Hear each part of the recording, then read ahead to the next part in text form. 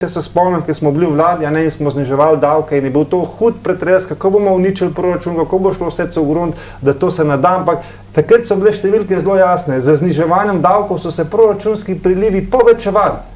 Zdaj je pa stvar ravno obratna. Se pa davki dvigujejo, se pa proračunski prilivi zmanjšujejo, kar pomeni, da ljudje niso neumni. Pač ljudem in tudi podjetnikom, če preveč zategneš davčni pas, najdejo poti, kako bi rekel, te stvari zaobidejo. Navadni ljudje tako, da kakšno stvar naredijo brez računa, podjetniki pa to, kot jim svetuje predsednik vlade, da se davčno optimizirajo, morda celo na Hrvaškem.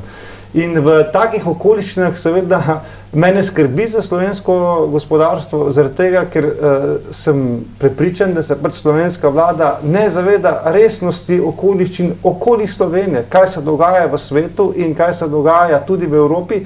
In če se mi ne bomo na te stvari ustrezno prilagodili, potem bomo seveda enostavno izgubili.